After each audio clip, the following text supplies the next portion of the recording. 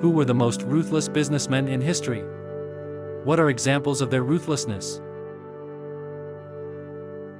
During South Korea's economic boom in the 1980s, Sampong was erected in Seoul.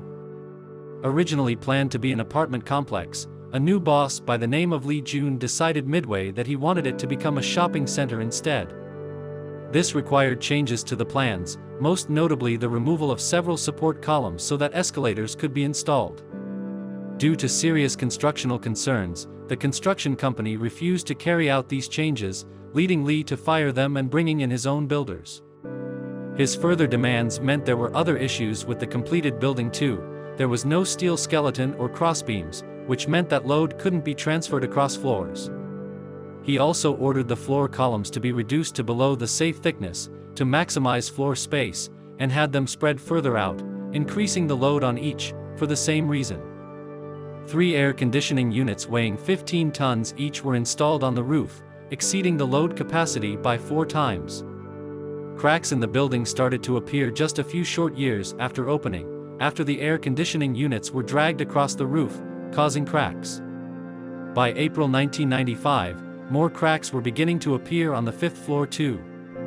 Lee and the management's only response was to move merchandise from the top floor to the basement. Just a couple of months later, the cracks multiplied dramatically. The management's response was to close the top floors. They invited civil engineers to inspect the building, who quickly came to the conclusion that the building was at risk of collapse. The director suggested to Lee Jun that the building be evacuated, but Lee angrily rejected the idea, saying he didn't want to lose revenue. It was very much one rule for them, though, as Lee was more than happy to evacuate himself alongside the other executives. Do you know who was working in the building at the time? His daughter-in-law. He didn't even tell her. At 5 p.m. on the June 29, 1995, the 5th floor ceiling began to sink. Still, Lee did not close the store or order any emergency repairs. Nearly an hour later, audible cracking sounds filled the building, prompting staff to sound the alarms and evacuate the customers. However, it was too late. The roof collapsed and the air conditioning behemoths dropped through it, smashing through each and every floor. The main columns buckled and within less than 20 seconds, the south wing of the building came crashing down, killing over 500 people and injuring over 900 more. It took a days-long rescue effort to free the trapped survivors, some of whom surviving the contemporaneous hot weather by drinking rainwater. By contrast, some of the trapped victims survived the collapse but drowned to death because of the water used to suppress the fire. The collapse was investigated by one Professor Chung, a civil engineering professor. During his interrogation of Lee, the latter disregarded the victims and stated his primary concern was the financial damage suffered by his company. He was ultimately arrested, convicted and sentenced to 10 years in prison. He only served 7 but died shortly after release anyway. Lee Jun turned ruthlessness into an art form. He was utterly selfish and devoid of humanity. It's an incredibly rare time when I say this of anyone, but I'm glad that waste of air is dead. The man that comes to mind is James Brock. He was a hotelier. When Martin Luther King Jr. came to have his lunch at the Monson Motor Lodge in St. Augustine, Florida, he was turned down, arrested and jailed for trespassing. The property he stepped in was meant for the whites. While in prison, Luther wrote a letter to a religious leader, Rabbi Israel Dresner, who gathered his men for a protest. The protest was heated and the owner went bananas. When some of the protesters jumped into the motel's swimming pool, James Brock decided to take the matters into his own hands by pouring a gallon of hydrochloric acid into the swimming pool to burn their skin. The incident led to the introduction of the Civil Rights Act of 1964, which disallowed discrimination on the basis of religion, race, color, sex, or national origin.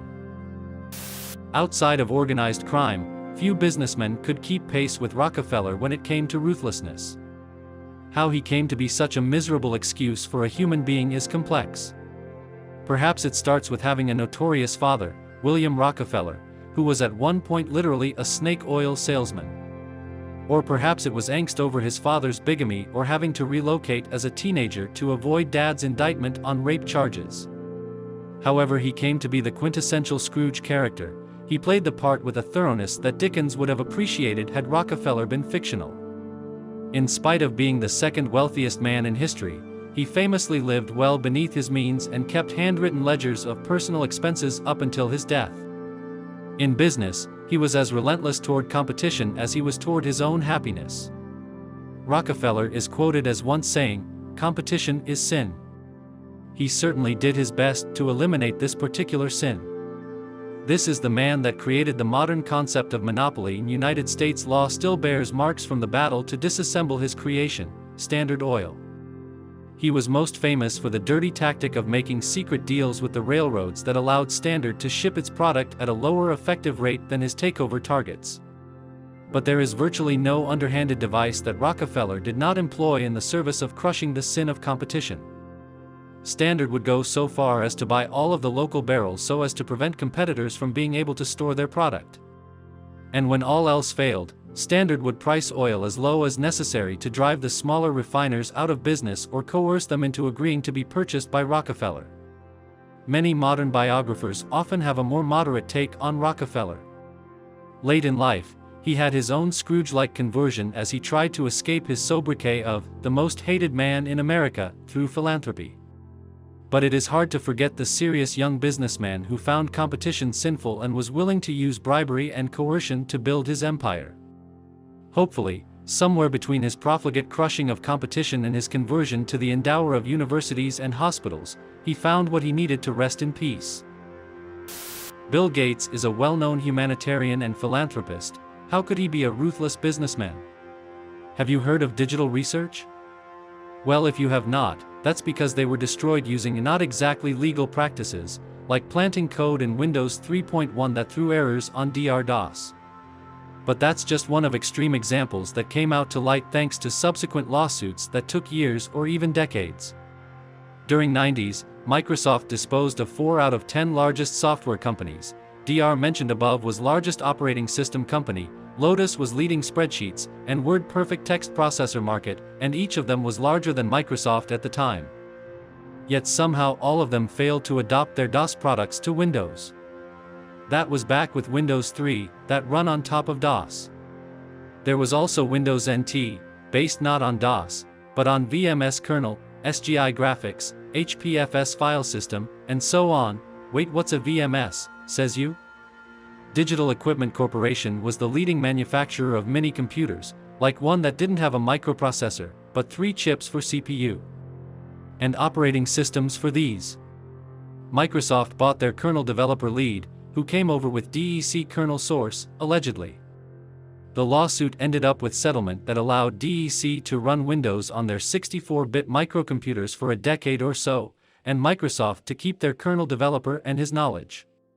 SGI stands for Silicon Graphics, who made the best graphics workstations at the time. They sold OpenGL to Microsoft, nowadays known as Direct3D. HPFS is IBM file system developed for their OS/2, nowadays shipped with Windows as NTFS. Oh, and OS/2 was IBM competing operating system, co-developed by Microsoft. Now these are just the largest companies and products that disappeared from history thanks to Bill Gates. Not exclusively, of course, but in good part. Many other smaller ones simply got purchased and shut down. Nothing could stand in the way. Eventually these toxic business practices led to United States v. Microsoft Corporation antitrust case, as Microsoft attempted to own the web. In the process, or as the result, Bill Gates left the company. Under new management, Microsoft became more or less big company as any other. But worry not, Bill Gates moved on, into healthcare. So COVID-19 pandemic hits, and everybody seems to agree there has to be a vaccine available in public domain, one that everyone can make, or millions are going to die. Worry not, Gates Foundation donates $1 billion or so, and convinces Oxford to sell the rights to AstraZeneca instead. Poor countries can't afford to buy vaccines, aren't allowed to make them, millions die a horrible death. The position of Bill and Melinda Gates Foundation is crystal clear: waiving intellectual property is not way forward. No matter what. Edit: I don't usually disable comments, but I really have no intention of discussing Gates or COVID, or fueling any related conspiracy theories. So deleted and disabled. Thanks for understanding. Please leave your story in the comments. I would love to make a video on them in the future also. Don't forget to like and subscribe to you never miss a video.